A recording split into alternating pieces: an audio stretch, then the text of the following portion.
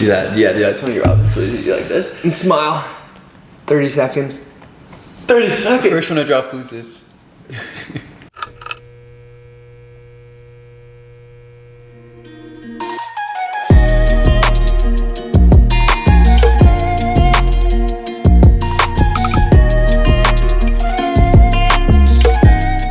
Cool. All right, welcome back to Closers Only. We got Tycho Koren on here today.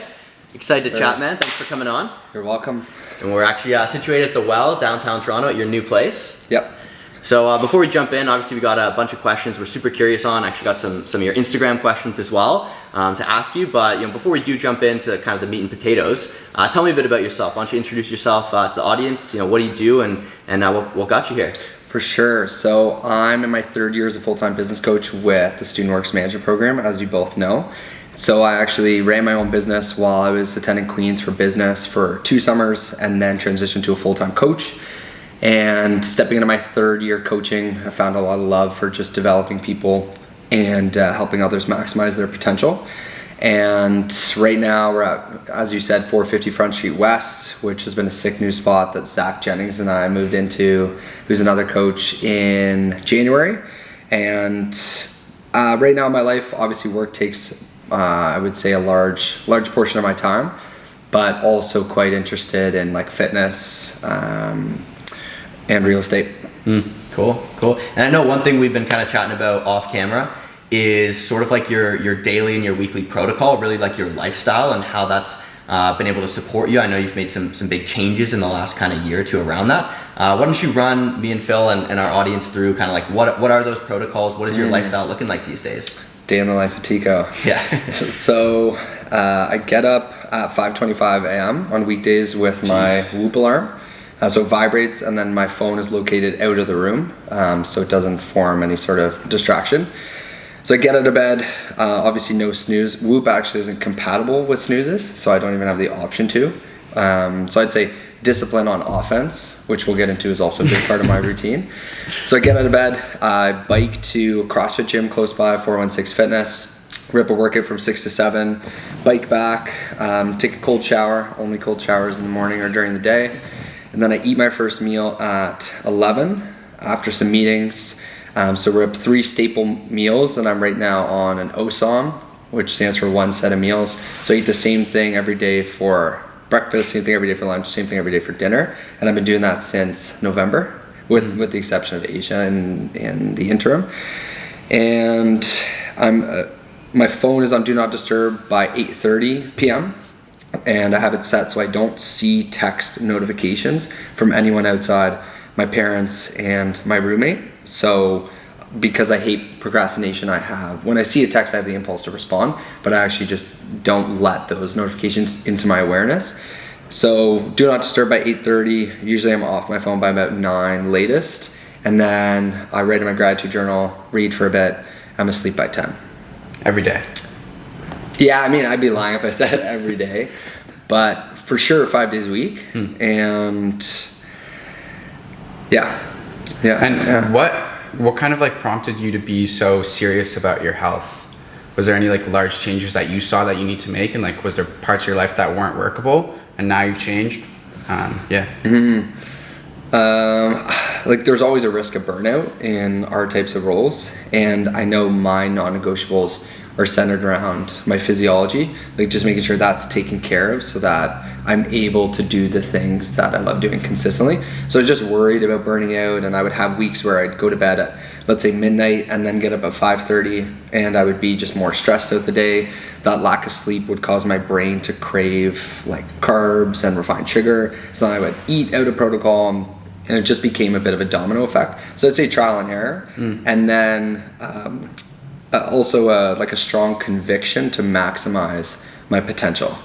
I'd say we're all capable of functioning like this as people, and since I've started to operate this way since I'd say about September, and also Above Men, which we'll dive into, has played a part in that as well. But I've just felt like so much more clear, so much more fulfilled, and it just builds on itself. Like now that I know what's possible, it's hard to like regress back to that previous behavior. Yeah, totally. So I'm hearing you right, you're putting physiology first, and then kind of some of those staples, early morning wake up, you're working out, you're eating the same 3 meals every day, really good phone hygiene, especially at night, taking it out of the room, putting it off do not disturb. Was there any other staples that I missed there?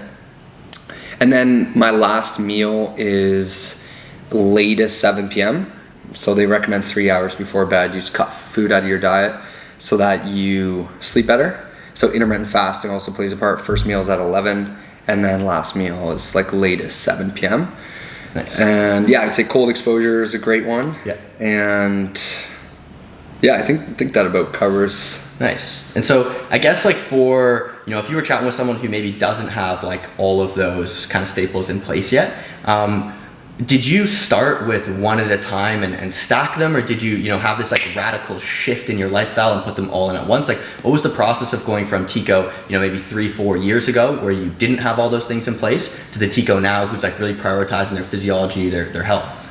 Yeah, I'm big. So in Student Works, we use like that predictive index personality assessment thing. So my formality rating is quite low, so I'm not naturally inclined to follow structures. So I was very disorganized when I first started my business. And so the radical shift would be changing from someone who tried their best to do the things that were best for their health to someone who just put structures in place to make them totally possible. So if I, for example, if I gave Zach permission to take $200 out of my bank account every night I went to bed after 10 p.m., then regardless of my intention, that's going to make it so much more likely for me to do that because it's just a tangible structure. So becoming more structured as a person, setting more structures in place was, I would say, the radical shift.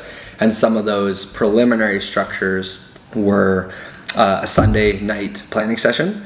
So I cook for about 2.5 hours every Sunday. I do my groceries, I do my laundry, I clean my car, clean my room, like all of the systems that over the week will go to like entropy to chaos, I reset so that throughout the week those things aren't like, taking up my time unnecessarily. Or your mental space, because you're not like, okay, I'll deal with it on Sunday. Exactly, yeah. So some people think, the same 3 meals every day and you never have fast food and you never break that protocol 5 days a week. Like that must take like so much time out of your day to like cook those proper meals. When in reality, it takes me 2.5 hours to prep on Sunday and then probably 30 minutes a day to uphold that standard. So you guys watched me make that smoothie bowl, which is my first meal. And that takes about 5 minutes to put stuff in a blender. My beef is already cooked. I just add honey, avocado, and cheese to it, which are all like pre-made. And then my dinner is a steak, which takes about 10 minutes. True. That kind of leads into my next question. You were saying like when people think this takes a lot of time, the amount of structure that you've implemented into your life, do you ever find yourself just like finding it to almost be overwhelming? Like, do you ever want like a break or a vacation from that? Or is it actually something that you've like, that you appreciate? Do you feel like genuine with yourself when you're like, okay, I'm going to do this is a grind? Or does it more feel like, oh, like I feel so great and well? Yeah, that's a great question. And I would say as a coach, I chat a lot about structures with entrepreneurs like yourself. And the big fear is I'm a creative person, right? I like to do what I want all the time. Like how will creating structures affect just my freedom and my happiness? And I have found it to actually free up a ton of mental capacity because now food is something I know is taken care of, so I never have to think about it again. I don't question what I order for groceries. I don't question what I make in a day, which allows me to be way more present day to day.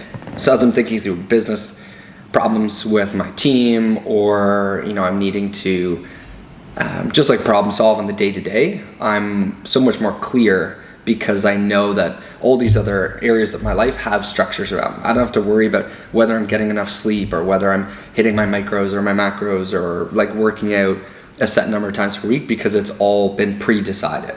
I know that if I just press play on Monday morning with my weekly routine taken care of on Sunday, I will be in the best shape possible in 2 years.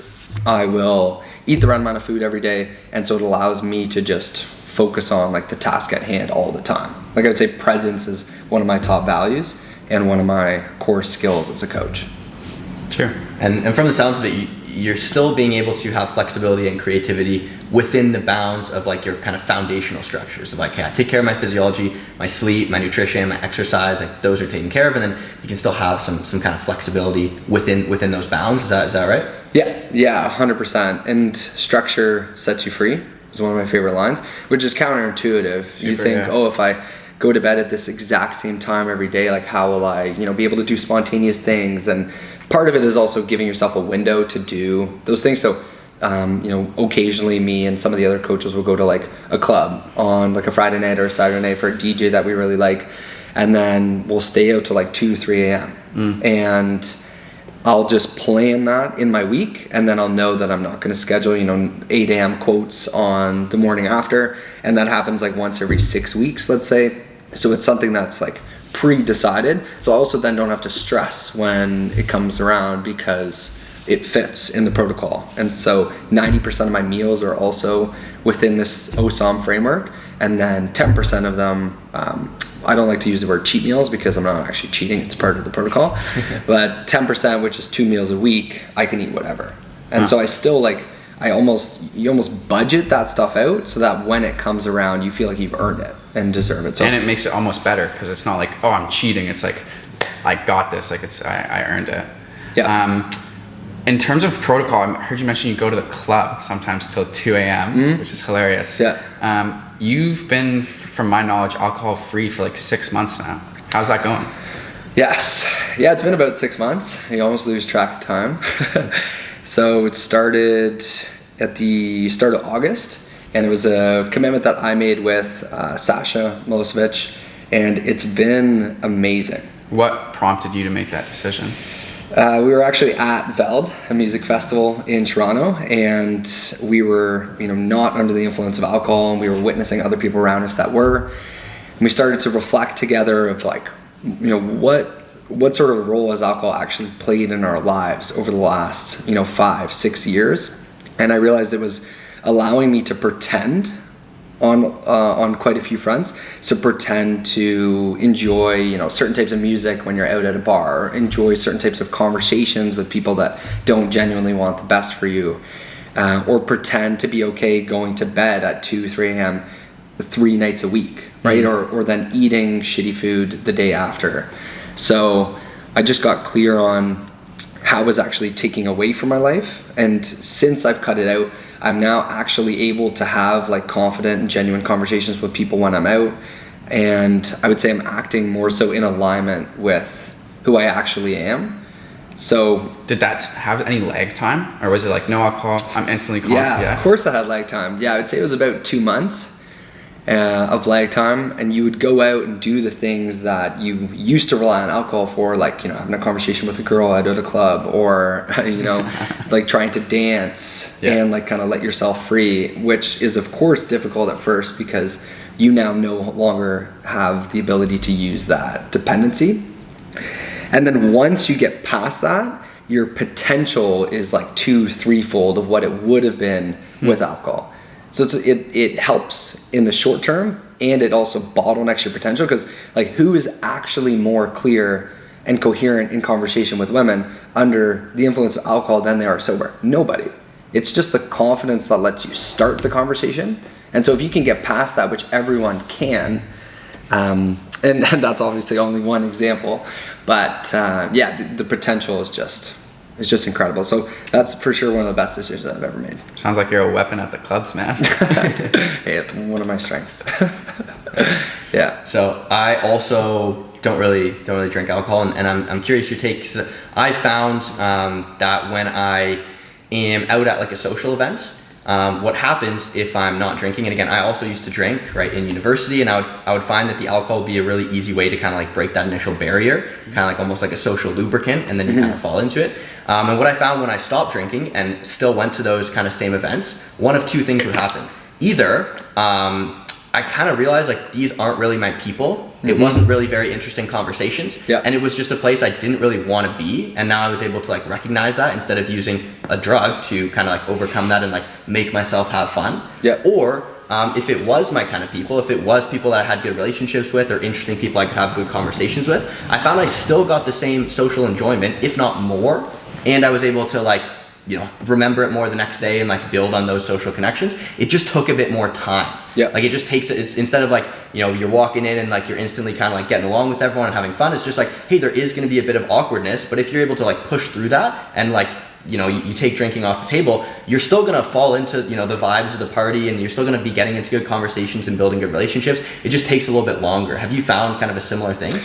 Yes. And I think people, like humans as a species would rather seek familiar pain than unfamiliar, I guess, like fulfillment. And so if someone identifies as someone that likes to drink and they go out and they're having conversations that don't really fulfill them, and they start to realize, if I stop drinking, I might stop associating with these people. I might stop like operating this way, and that might be what's best for me long term, and that might be closer to who I am,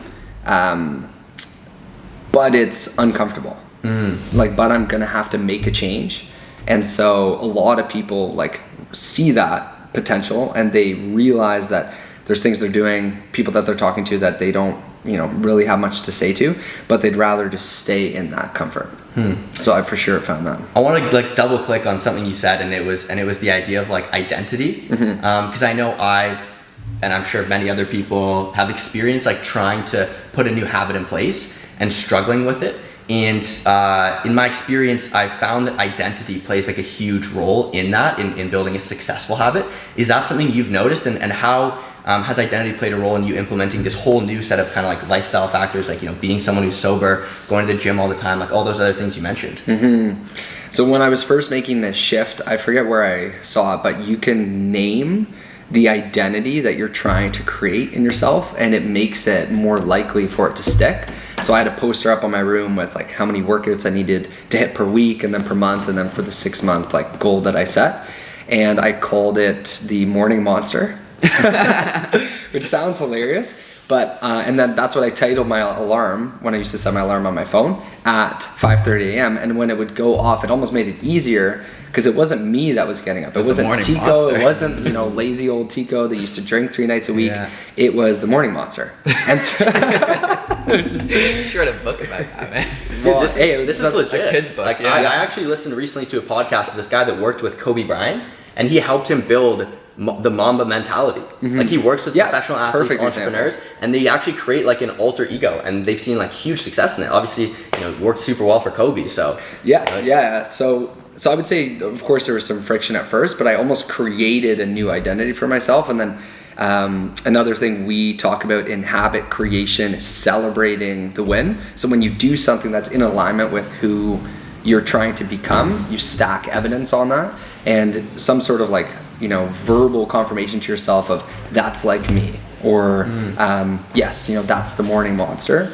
That helps it sink in. Actually makes it like 80% more likely for that habit to stick.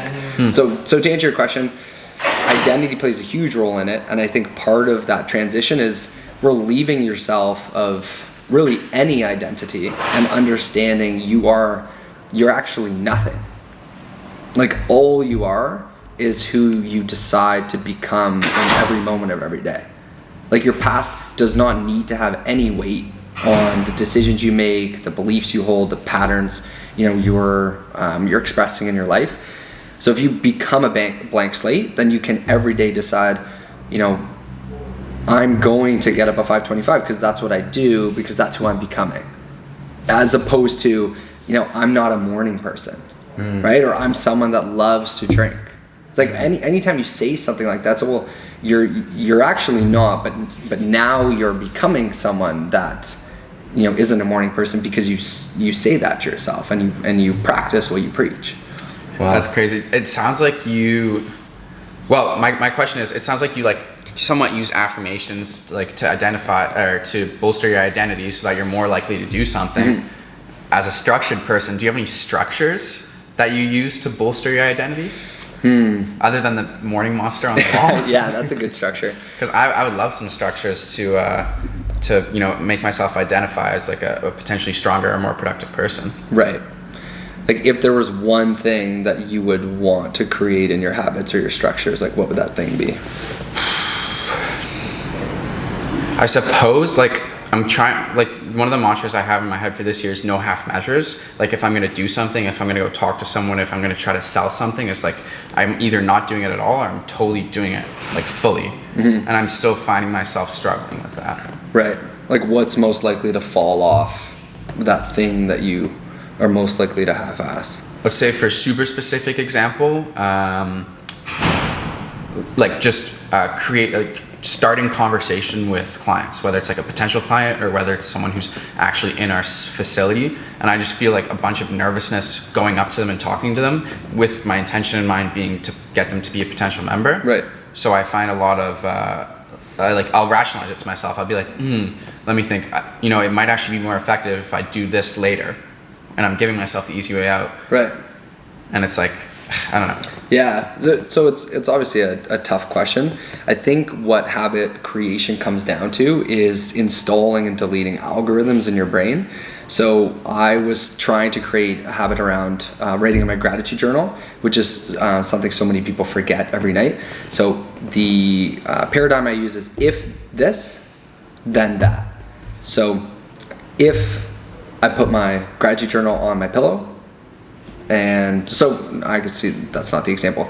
If I see my gratitude journal on the pillow, right, and I pick it up because I have to pick it up because it's on my pillow, then I write in the journal.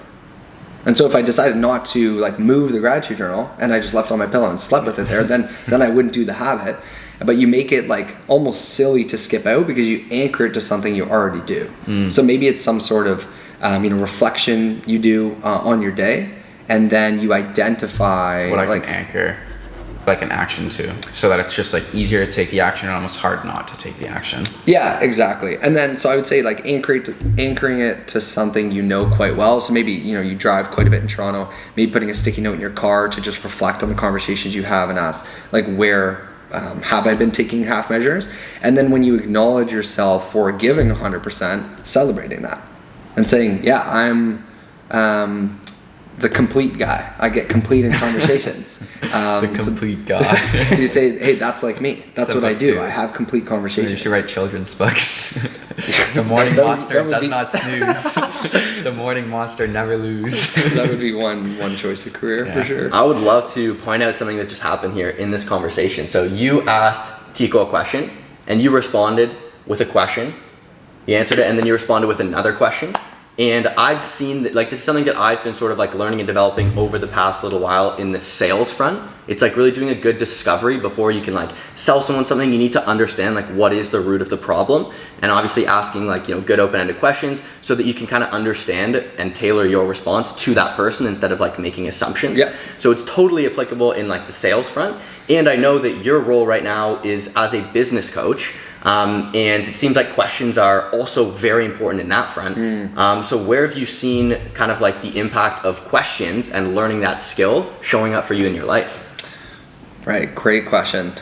So I would say, I'll touch a little bit on how I see them impacting my day-to-day, just great questions, and also the value of open-ended questions specifically. And then I can chat a little bit about what structures I use in coaching conversations to evoke, the best sort of responses and breakthroughs for others.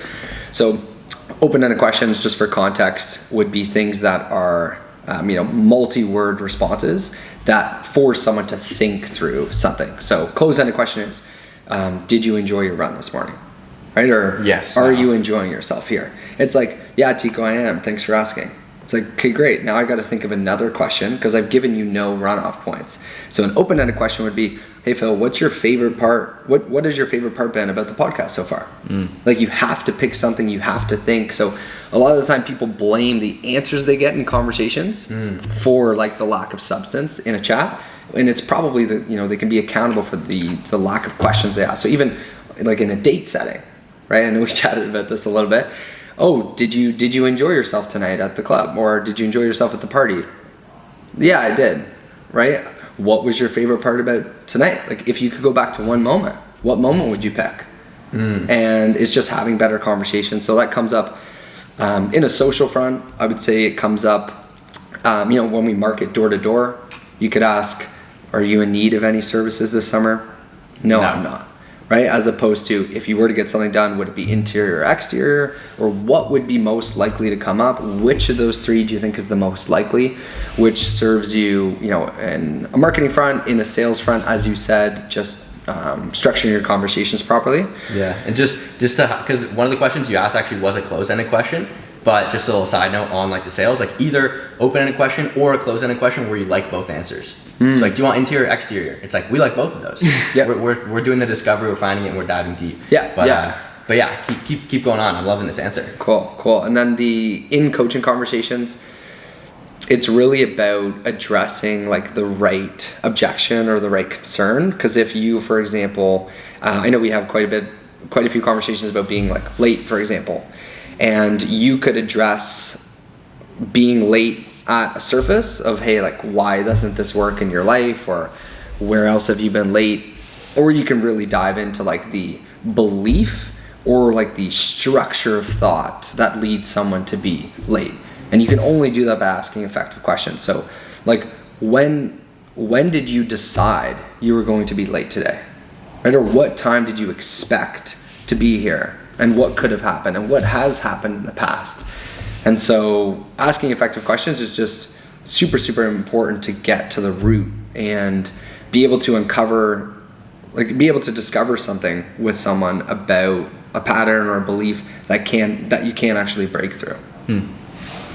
Oh, yeah. I love that. So it sounds like it's like a really valuable skill in your personal life, like having more engaging conversations. And then obviously you're kind of starting to touch on like how it shows up in coaching. And I know one thing, obviously, as my business is growing, I'm kind of, you know, starting to go down this path of like learning to coach as a skill. And one of the things I'm kind of keeping top of mind is just the basic like neuroscience of it. Like if I give someone an answer, if I answer their question, they're just going to do it that one time. Whereas if I ask them an open-ended question, that actual thought process is causing their brain to learn way more. So it kind of comes down to like a basic science. And so I guess my question for you is like, when did you start to actually develop that skill, and how did you develop that skill?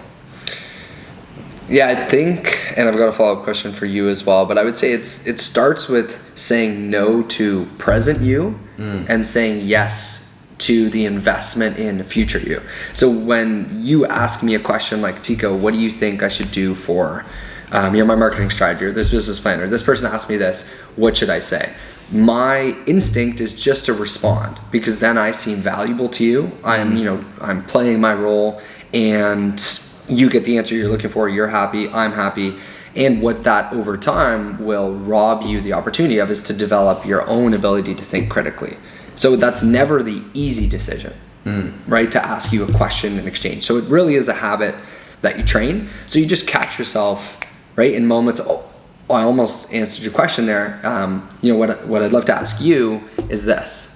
And another thing you can do is enroll the people around you in your desire to build that skill. So if you had a conversation with one of your managers, hey, just so you're aware, I'm actually looking to become a better leader for you.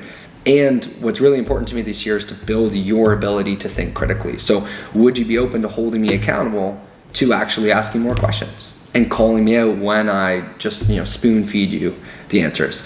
So I'd say it's creating that habit. And then again, to our previous conversation, celebrating it. Oh, I just asked a question? That's like me. I'm a question asker. I'm a coach. That's what I do. We've been chatting about like coaching and the importance of asking questions, asking the right kind of open-ended questions in order to get other people to think. And I would be super interested to hear, because I know you coach probably 25, 30 different business owners at this point. Have you seen a difference in the effectiveness of your coaching style between different personality types and kind of how you adjust to them? For sure. So I would say I, as a person, have patterns that show up in my behavior, and being cognizant of how other people receive my coaching is important to cater to their specific personality type. So effectiveness should be consistent across the board. Like if someone is a little bit less assertive versus someone that's more assertive, my coaching should be as effective in each of those cases, because obviously I'm a coach for 25 to 30 different types of people. But I for sure have to be conscious of my approach. So for example, on the assertiveness front, if someone is more inclined to, I would say, decide things for themselves, a little bit more confident, I can suggest maybe 3-4 different alternatives and then ask what do you think? And whereas someone who's a little bit less assertive they'll just ask more questions and kind of take a back seat, and sometimes I'll fall victim to just oversharing and kind of spoon feeding them the answer.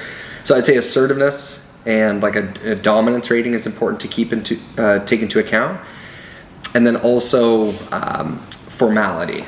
So I know you both are relatively low on the D scale, which means you're more likely to kind of wing things, and you're okay kind of like waiting, like for example, waiting till we get here to start structuring the podcast, whereas somebody else might need the calendar invite with 10 talking points to know exactly what we're going to talk about every 10 minutes. And both, there's no better or worse, they both have their pros and their cons. But if I was in a conversation with one of you guys about, let's say, marketing routes, you'd be like, yeah, so I was thinking this area, what do you think? And then I got super specific, and I was like, yeah, if you go on your phone, look up 24 St. Clair Ave, like, what do you think of this house? Like, you're gonna be thinking like, bro, I know how to pick marketing routes. I don't need this specificity. Just like, give me the big picture, fire me up, and like, I'll figure it out. Whereas someone who's higher on the D scale will need more structure. So it's like more tangible action items. Exactly, yeah. They'll just need specifics. So, giving a specific street or, a specific house that I would start at and the reason why, and just planning things a little bit further in advance. So, yeah, no better or worse. Just kind of like different personality types, but for sure as a coach and as a manager, it's important to take those into account. And so it seems like those are kind of things that are like on a spectrum, right? Like your dominance and your formality, and there's not necessarily like a better or worse. But I'm curious if there's other traits that you have seen as better or worse in terms of like just being able to run an effective business. Like what are some patterns you've seen in people that you coach that do really well versus maybe some patterns or traits that people don't do as well? Yeah, I'd say the number one thing is a willingness to change, because people step into running like a 6-figure home improvement business in this program, and they know that their current way of operating, the people they spend their time with, the time they get up every day, the way they organize their school schedule, it just doesn't work alongside a business like this. And so being open to new perspectives, being open to change is necessary to find success. So better or worse would be, willingness to change, like coachability, asking great questions. And then I would say organization to a certain extent, I would say is better than disorganization. So if we are having a great conversation, making note of the things you actually want to improve and having just like a workable schedule. So I would say coachability, organization, and then ultimately resilience as well. Because you're gonna face a ton of adversity, and knocking on doors isn't necessarily a fun thing to do, but it works. Kind of. Yeah. So you can make fun. I find it gets fun once you get good. Same with anything. There's a lot of friction at the start, but once you get good and you can get into a flow state, it is a bit more enjoyable. Yeah, I agree. So having the grit to get to a point at which you're good at something. So enduring that struggle bus period, I would say that's better in this climate, in this type of a business. Cool. Yeah, I have a question. When you say willingness to change, like I can totally agree with that, and I can see actually how, not even just in running a business, but if you want to, adopt a new habit, start working out, if you want your relationship to improve, sort of in any facet of life, that's going to be important. As someone who's like implemented a lot of structures, do you have any structures that make you're no longer running a business, now you're teaching people to run a business? How do you make sure that you're staying curious? What do you do to make sure you're staying curious? There's that open-ended question. Reflection, in a word. So I spent 5 weeks in Asia over the winter break, and I spent basically the entire time like questioning my current way of life and exposing myself to different societies, different cultures, different religions, like super curious as to what they value, how they operate. And so I think there's something to gain from every conversation. So reflecting once a week on what part of my life didn't work this week, what new perspectives can I take into account. I also have a weekly reflection list. So one of the things that I came up with in Asia was I have a tendency to overshare in conversations, just to be validated in a conversation. So I acknowledge, instead of if I have the impulse to share, then I will ask that share in the form of a question. So install that habit. So, at January training a couple weeks ago, I wanted to share something that was going on in my personal life. And I thought, I would actually gain more from this conversation if I asked, what this person's personal life is like. So I was like, hey, coach, what is your, I can't really share the personal details, but just like, how is that going at home? And I took a lot away, and then I actually lost the impulse to share personally about what was going on in my life. So yes, sharing is important and being vulnerable, but I'd say reflection for sure. And then tracking, my structure is a weekly reflection list to track those reflections and just continue just evolving as a person. I like that a lot. Yeah. And as someone who is in a position of a coach, I'm sure you see the value that you're providing to other people. Do you have any coaches in your life that are giving value to you, and how do you go about that? I for sure do. I know when I first started my business, like Devin Thompson was a huge support, and I think modeling his way of life and the way he managed his finances, the way he operated around, people he cared about, allowed me to get to that point a lot faster because I had a role model. And I would say now at this point, there's less of that present in my life. So one of my goals for 2024 is to find a new set of people to model. I know Cam Russell on the health and fitness side of things, who started Above Men, he's someone I model quite a bit. And yeah, I'm not big on social media, so there's not a ton of influencers that I look up to.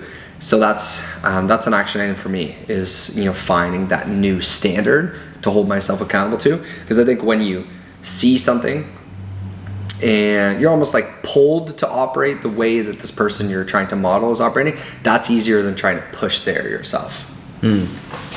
Finding someone who's been there before, and kind of taking lessons from them to speed up the progress. Exactly. And then obviously it's going to be someone you look up to. So when they hold you accountable, yes, you're doing it for yourself, but you're also doing it for their perception of you, right? It's human nature to want to fit in, that tribe mentality. So I think using that to your advantage and picking someone whose opinion you value, to have them hold you accountable, doing the things that they did when they were in your stage of life. Yeah, I would imagine, well, now you're in the position that you probably have more people modeling you than ever in your life. I know that I came into StudentWorks, and Tycho was actually my business coach. So he was someone who I looked up to. When I came into it, I had no sales experience, and he had, close to 6 figures worth of sales experience. So it was something that I modeled. Now that you have a lot of people sort of looking up to you in terms of business and health and wellness, is it stressful? Do you find yourself, how are you sure in yourself that you're actually modeling the right things? How do you check yourself? Yeah, reflection for sure. If I didn't question my beliefs and I just stuck to a certain way of living, then there's for sure a chance I could preach the wrong thing. So staying curious. And I actually love that pressure. And that's why I think I want to go into coaching full time, because it's a pre-commitment to living the best, to living as the best version of yourself. Imagine me sitting down at a Max meeting on Monday morning, preaching, health, fitness, and I'm 45 pounds overweight, and I haven't worked out in 3 weeks, and I'm right after this meeting going to stuff my face with pizza. Right? It's how would I have the conviction to preach those things if I don't even respect my own word? And so I'm forced to operate at this level because there's people, watching me and I think modeling. Yeah. And I would say that, I take that very seriously, and I'm grateful to have a positive impact on other people's lives. So yeah, it's more responsibility than just living secluded as a recluse, as Sasha likes to say, and yeah, I love that. Cool. All right, Tycho, we got some questions from Instagram, and one question that some of the listeners were curious was around burnout. Can you first of all tell if you're burnt out, and how do you handle it if you are? Yeah, it's not, I don't think it's black or white. I think there's a ton of gray area between not burnt out and burnt out. So it's a difficult thing to identify. I would imagine if the things that used to provide you with energy and fulfillment stop serving that purpose in your life. So I'm someone that absolutely loves, sales calls, and I rip 4 to 6 p.m. Monday to Friday. And eventually I get to a point where that no longer serves me. I'm no longer finding enjoyment. The thought of it, early on in the day stresses me out. Then that could be a sign of burnout. And I would say when you start compromising on your non-negotiables, that would also be a sign of burnout. So what's really important to me is hitting my workouts or runs in the morning and eating a specific way and having great sleep. So if I started compromising on those non-negotiables, I think it would be difficult for me to operate at the same capacity.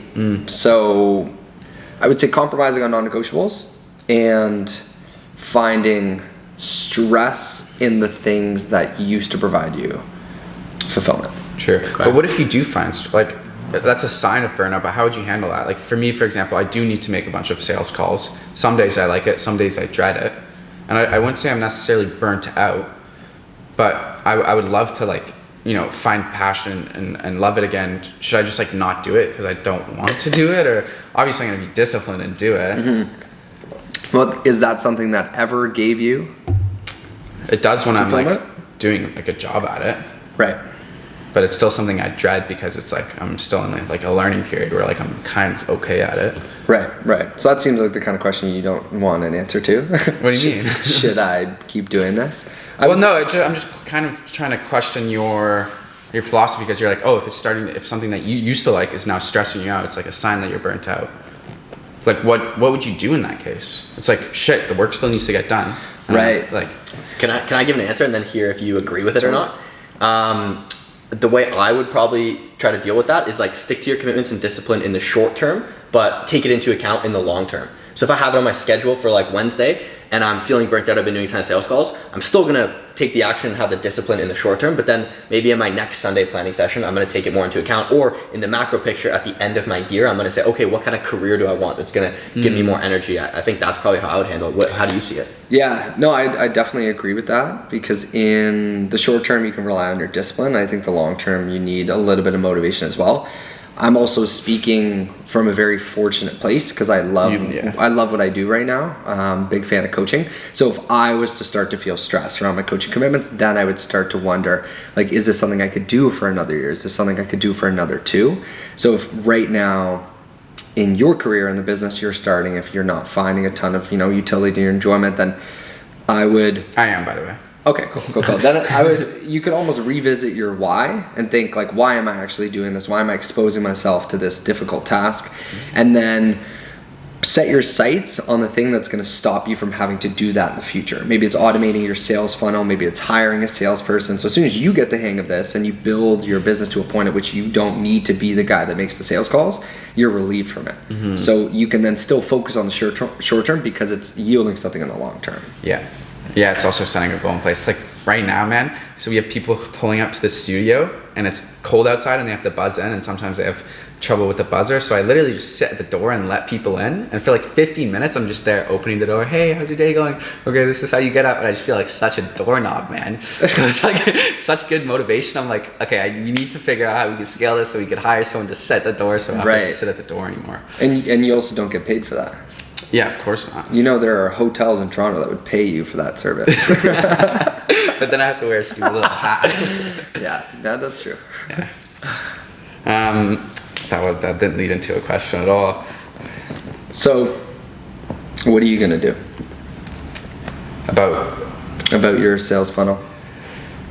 Well, I think you're right. I think in the short term, I need to do it regardless of how I'm feeling, and then if I set myself a goal in the long term, then I have that to look forward to, and I have that to alleviate the stress from the short term. I don't want to do this, which is like, I don't mind it actually. It's like, I like it. I think I'm pretty good at it. And it's not what I would be wanting to do. Like, it's not what I would want to do forever unless I get like incredibly skilled at it. So yeah, I think I just want to make sure that I have like a structured goal in mind and that I'm working towards something so that like the work actually starts to make sense. Cool. One of my favorite coaching questions I should ask there was, what was most useful for you here, or what are you going to change as a result of this conversation?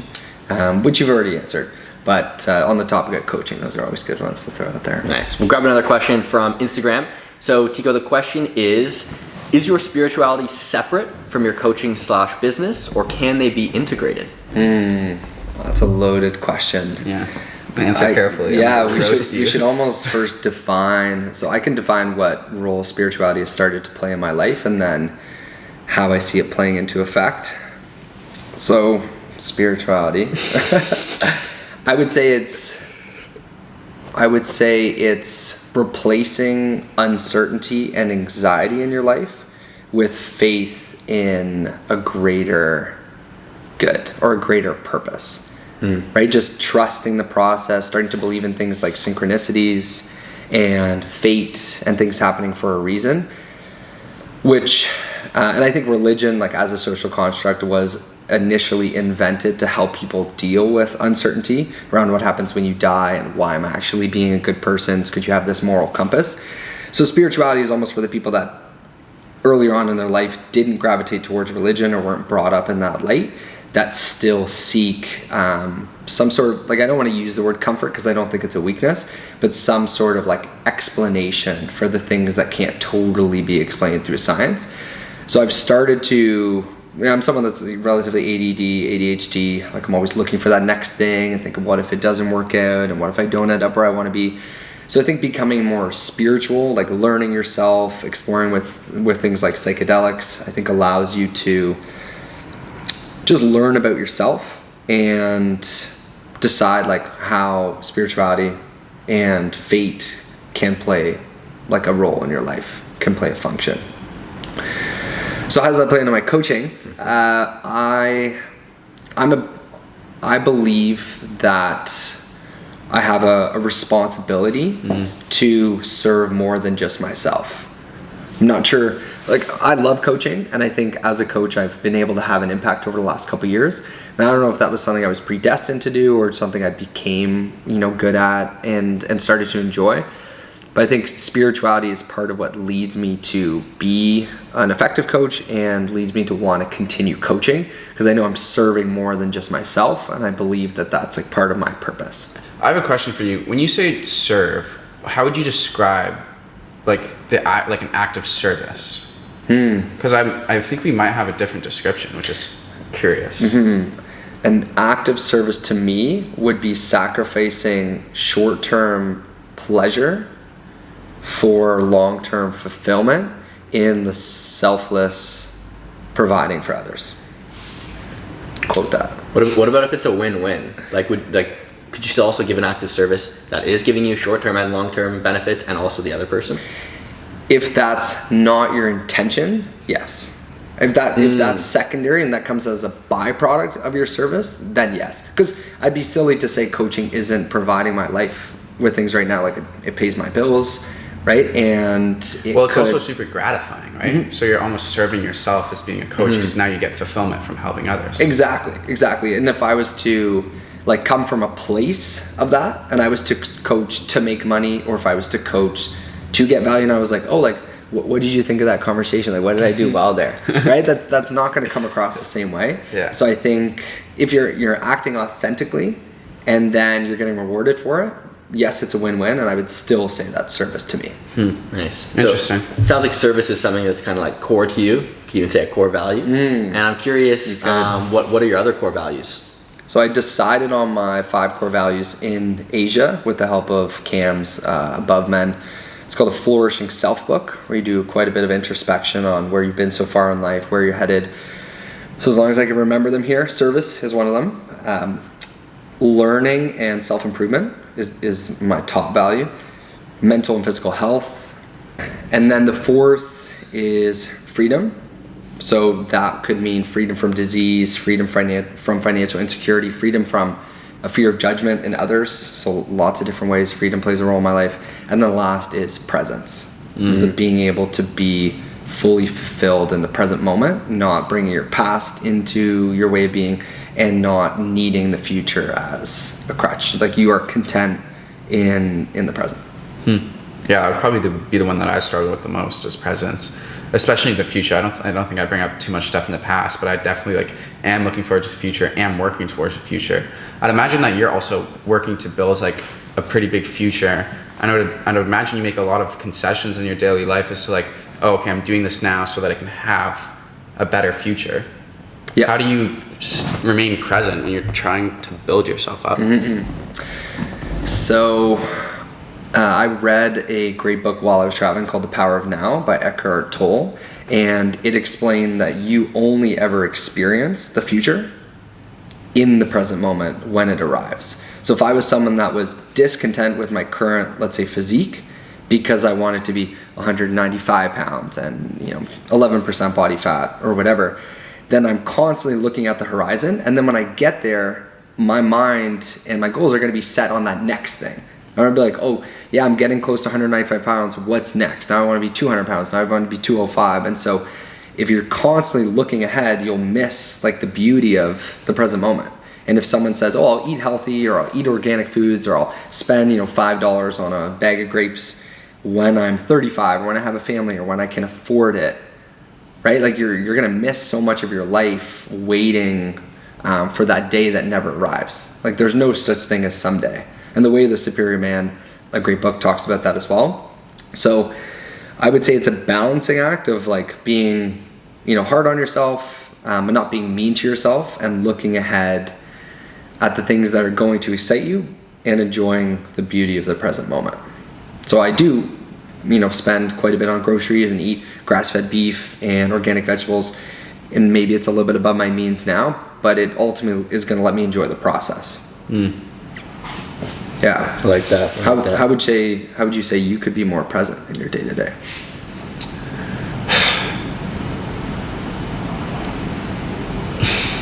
I'm not sure. Like I feel like I even like get lost in my thoughts sometimes, like within a conversation almost. Like especially as of lately, like I'll be having a conversation with a friend, and like I'll attach to something they say, and even though it's not like super far out, instead of letting it go and continuing the conversation in the present, I kind of allow it to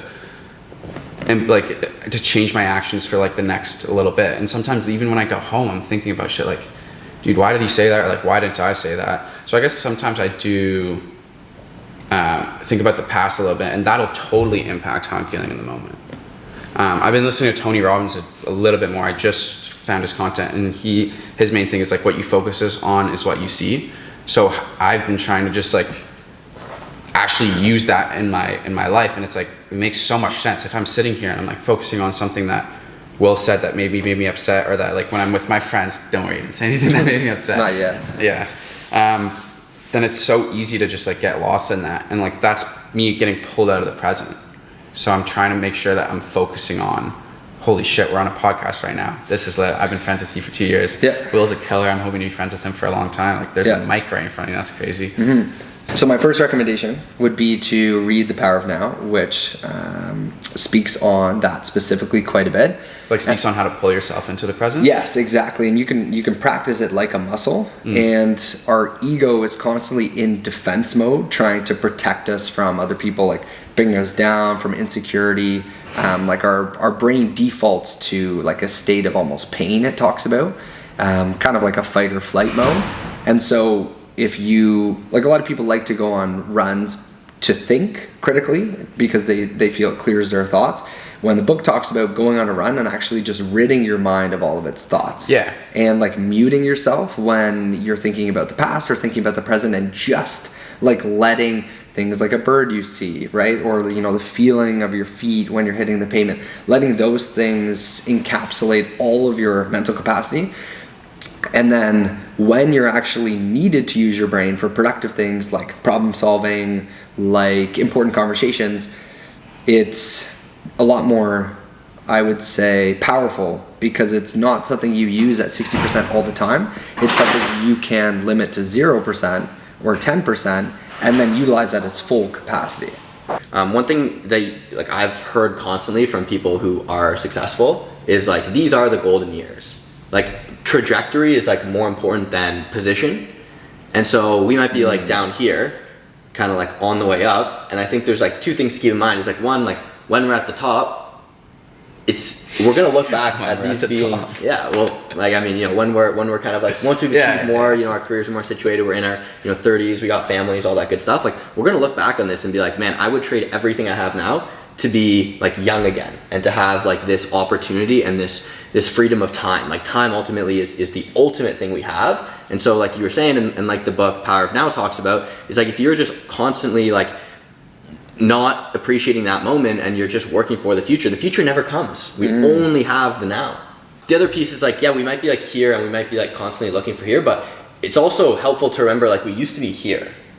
Like, something I remember is like, oh, like when I was younger, once I like have enough money to afford these things, or like once I find a partner, like once I have a business that's making money, like all these things, like now I have these, and it would be like disingenuous to my younger self to just take them for granted and be like, oh, but I want, you know, a multi-million-dollar business and I want a home and all these things like that. It's like, man, also like keep in mind, like when I was 14, I would be so proud of myself for where I am today.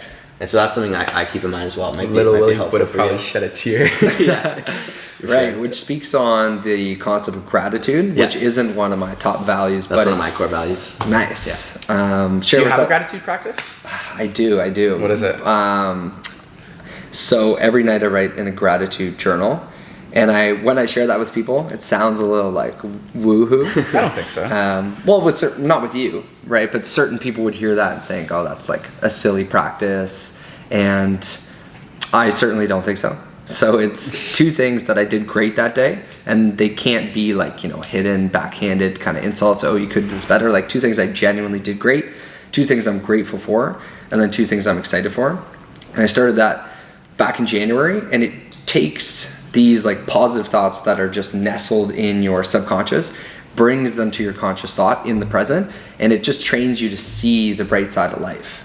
Mm-hmm. And I just felt like I've been so much more fulfilled, so much more content, just being able to see how is this happening for me. Yeah, you said you feel more goofy since you started journaling. Yeah, goofy is a good word for it, because I think I just stopped taking my life so seriously, stopped being so mean to myself. And I think it's important to have high standards and to hold yourself accountable, which is being hard on yourself. But being mean to yourself is almost like, why did you do that? Like, you're so stupid. Like, you can't get anything right.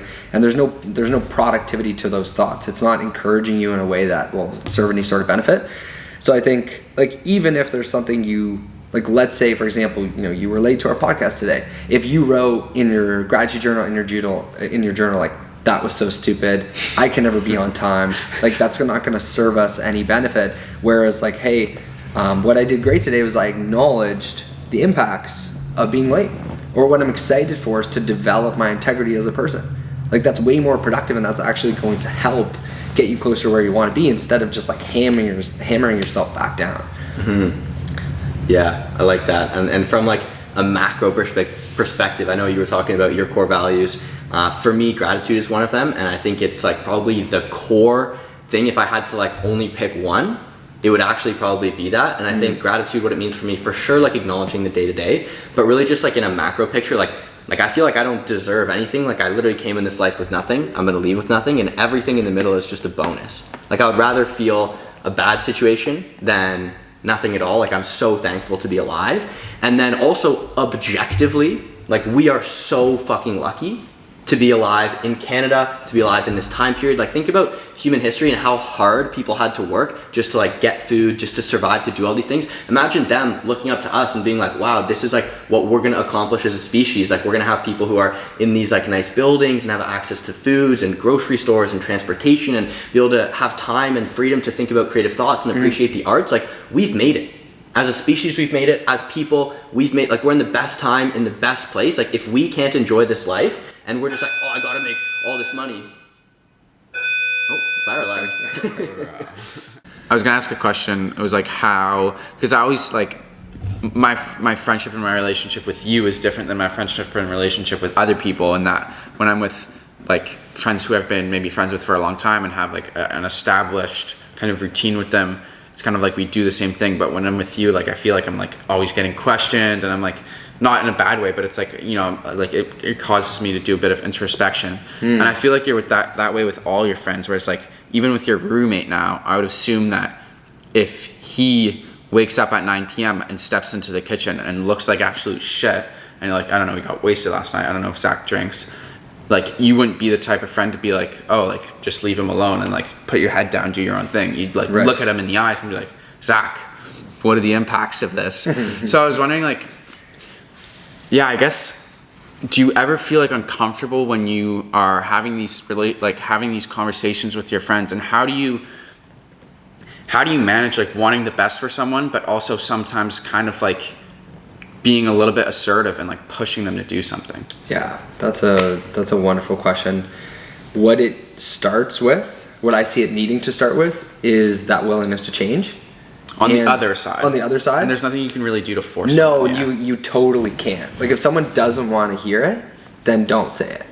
Like it's just gonna it's just gonna have negative impacts on your relationship, and they won't change for you. They never will. So you can ask great questions to help find the trigger of like, Zach, so, it's 9 p.m.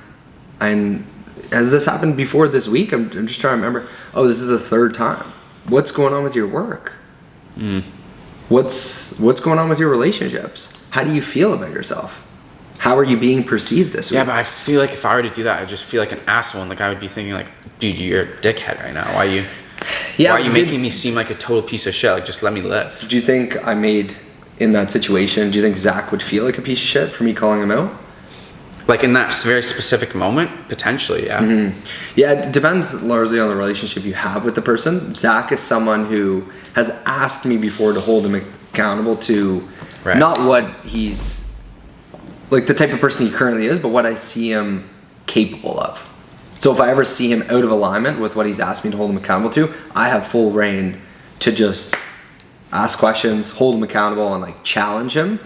And I would say I almost only have people in my life now that challenge me. Like I basically cut out anyone that I feel is holding me back. And that's, that's an extreme extent. I don't think you need that. So to answer your question, if someone isn't open to change, and if you don't have that relationship with someone, it's very hard to bring it up. The first thing to bring up would be sort of like asking permission. Exactly, yeah. Like, hey, I'm a little bit worried about you, Zach. And I was wondering if you would be open to, me just asking some questions and figuring out what's going on here. Yeah. Like, is that something you're open to? If he says no problem at all. Let's not have the conversation.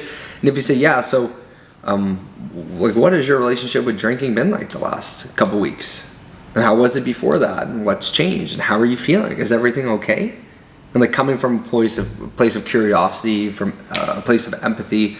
And it would be very hard for someone to shut off when you're genuinely curious of what's going on and you're standing up for the best for them.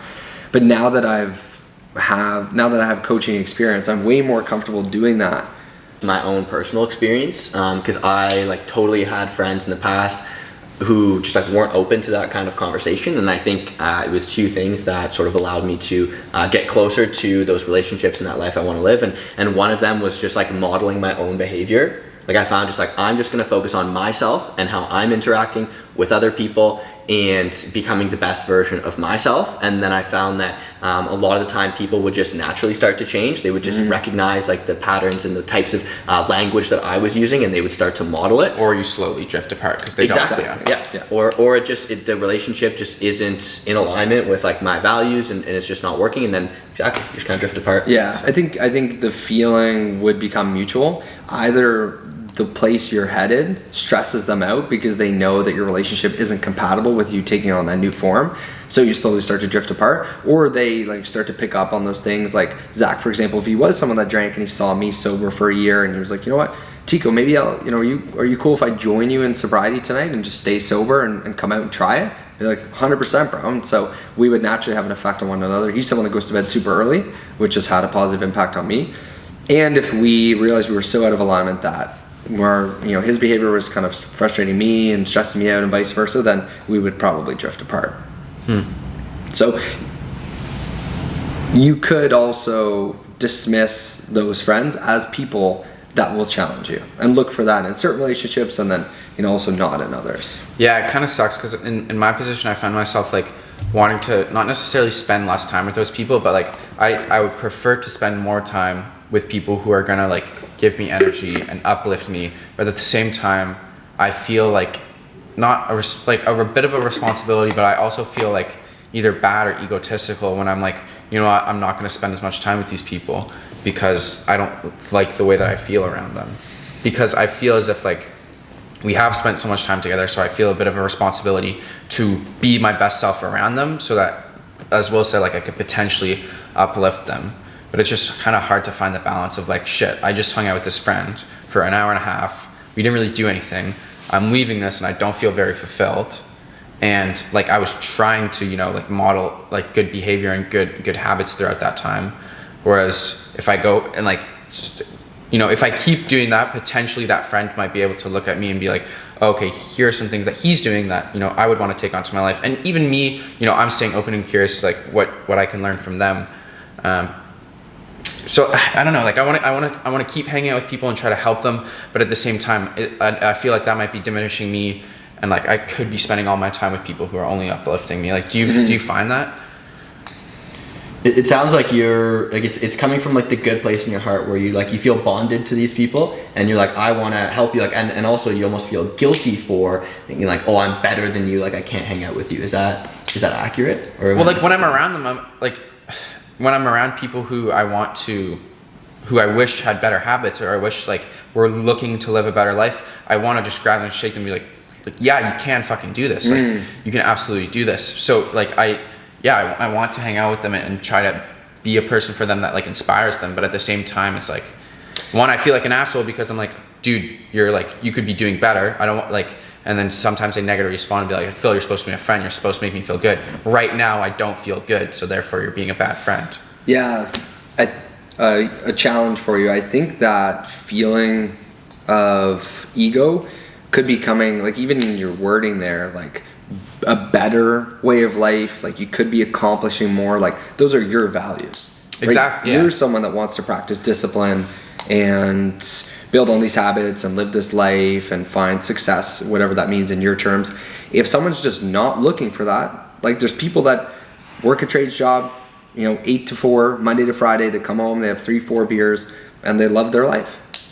And if you gotta, I think there's a difference in attachment to them accomplishing a specific goal that you deem as success, and there's commitment to finding what's best for them. So if you check in, you're like, hey, X, how has this relationship been serving you? How does, me leaving at 5:30 in the morning from your apartment, how does that affect you and your perspective and your perception? How do you feel this relationship is going? They're like, it's all good, man. You do your thing. Like, I'm going to go to my trade job and I'm going to come back and, drink a couple pints. I don't need to be sober. I don't need to put all my stuff into Notion or take ice baths in the morning. That's great. Right? There's no wrong in that. There's no better. There's no right. And so I think what might be standing in your way of connecting with them is not appreciating the differences there. I think something potentially to add on, I'd be curious what you guys think about this as well. But a lot of the time, like, because I'm kind of in the same boat. Like, I'm also like very young. I mean, all three of us are, and we're kind of like testing these things. And so, like, you're testing, sobriety and these new habits and this entrepreneurship lifestyle, and it hasn't necessarily borne fruit yet. And so for you to kind of like come at someone and say like, oh, like you should be like me, but you're like, some of your hypothesis might be wrong. Like, you might be trying to implement some habits that don't work well for you, or you might be trying to have some beliefs and some ways of life that you're going to realize in 6 months like aren't actually like true or aren't actually serving you. And so it might just take time as well. Like, it might actually take several years of you trying and testing and implementing, and then like when your life does get better and you do test and validate these things, like, people are just going to be like, wow, Phil seems so happy, he seems so fulfilled, he's making a lot of money in his career, like, what did you do to get there? And then they're going to be open and willing. Yeah, they're going to be open and willing to like want to hear that feedback. Whereas like for you right now, like, you've definitely accomplished certain things that a lot of people are looking up to, right? You've ran a big business, multi 6 figures, and you've got a pretty good lifestyle and stuff, but it also might be coming across as like peer to peer. It's like, hey, like, we're equal, so like, who are you to tell me what's better and worse, right? Yeah. So that might be part of it as well. It might just take time, and you might have to test things, go through the hard water yourself, and then once you've actually like solidified what your values are, what your beliefs are, what your key habits are, and they're like bearing fruits, like they're actually, you're getting financial success, you have all these great relationships, and you have this amazing mindset, then it might be the time to like be like, hey, let me help bring you up. Is there a way of approaching that conversation from a peer-to-peer perspective? Because I don't even want, like, with my friends to approach that conversation from a place of authority, because I feel like it would almost be like disingenuous. It would be like, you don't have any authority in that. Exactly. I don't have any authority. So like, I would want to find a way that makes sense to approach that conversation. It's like, hey bro, I'm your friend, this is what I found has worked for me, and somehow make it so that either they're receptive or that they're like understanding of my intentions. Well, it's as simple as that. Hey bro, here's what I found to work for me in the last couple of months, years. I wanted to see what from my behavior you potentially see, of interest.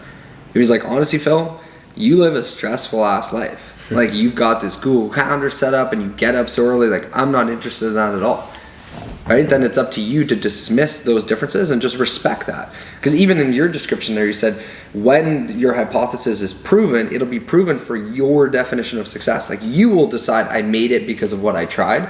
And someone who, is a little bit more stagnant, doesn't want to grow as much, could still then look, quote unquote, up to you at your definition of success and think, I'm so happy I didn't sacrifice my, my nights out, my, relaxing weekends for the success. I'm so happy I chose this path.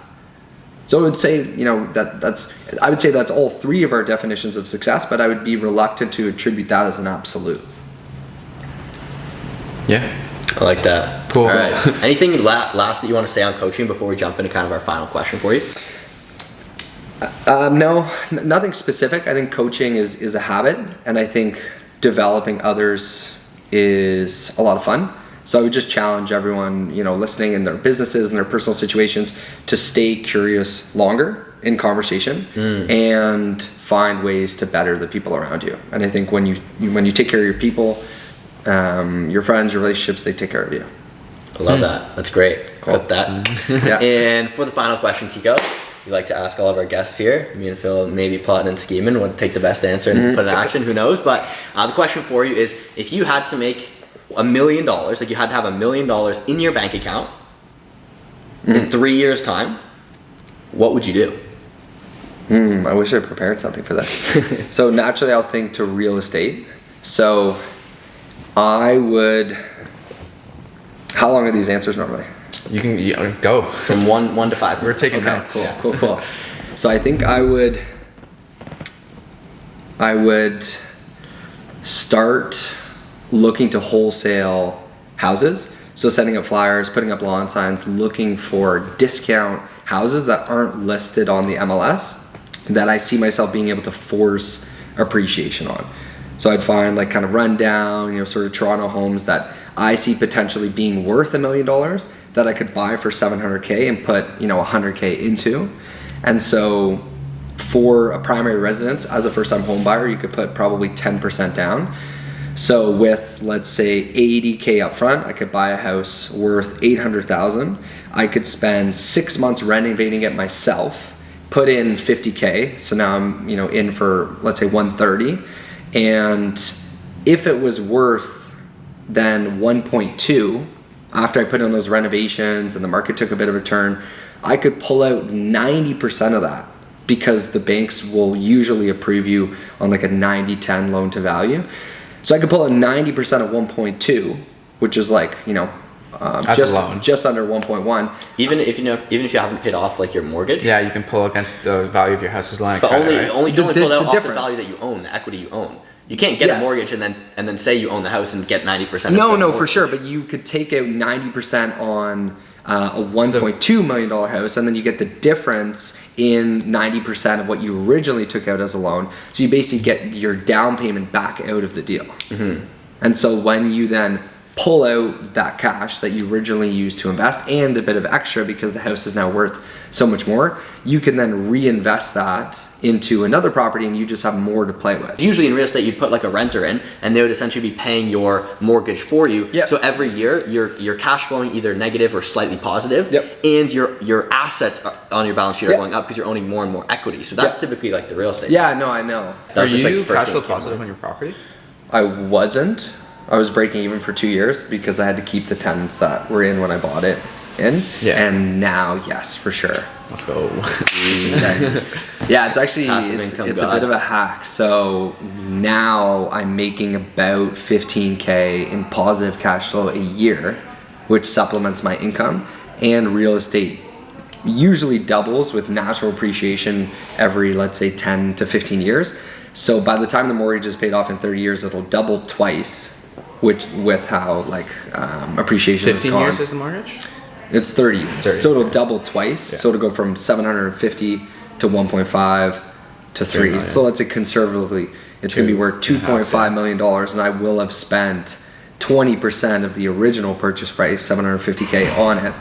And over that 30 years, I will pay $0 towards my mortgage because my rent more than covers it.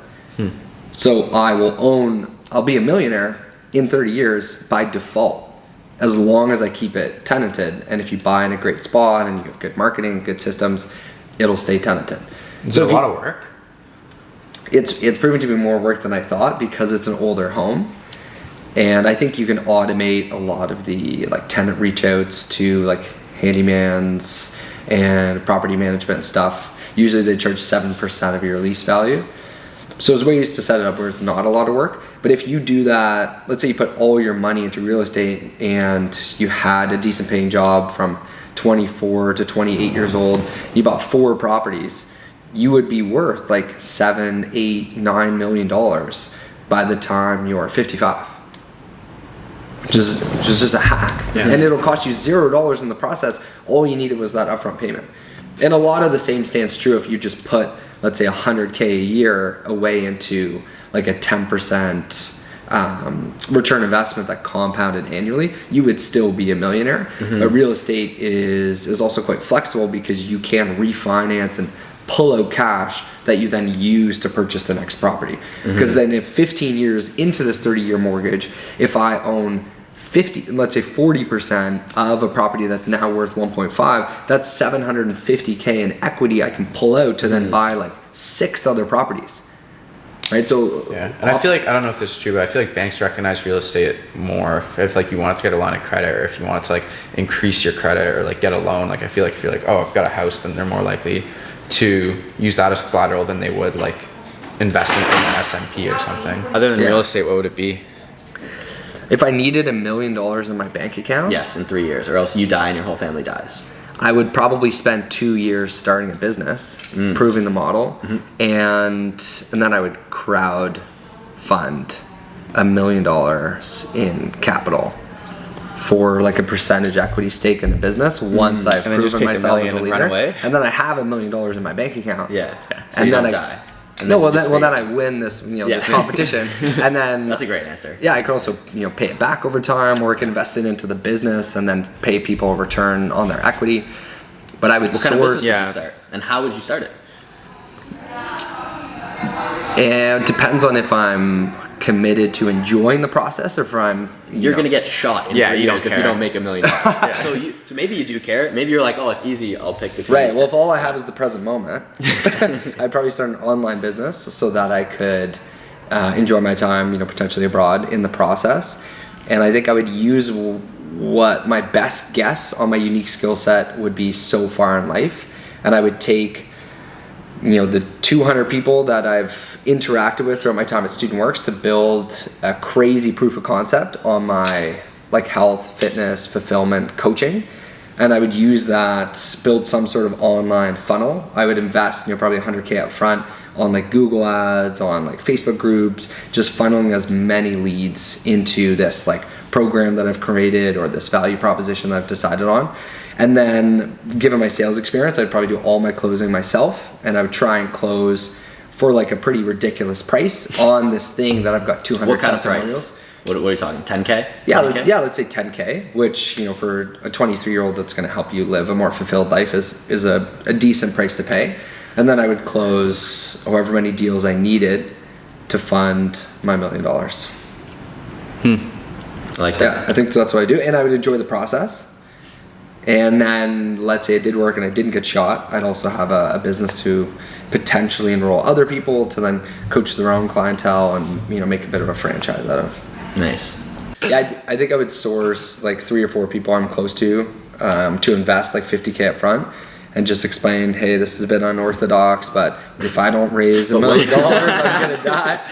And so I would invest some money up front, build the model, and hopefully save myself. I love that. I think you could do it. Cool. Well, Kyle, it's been a real pleasure, man. Thanks for 100%. coming on. And Sure, we'll have you on again. Yeah. If the people like it. Yeah, comment below if you want to see Big TK back on again, and also comment below if not. Say this shit sucks. Don't have Here's him some on. constructive feedback. Yeah, actually we do like constructive feedback. Yeah. It's the breakfast of champions. So let's go. True. Closers only.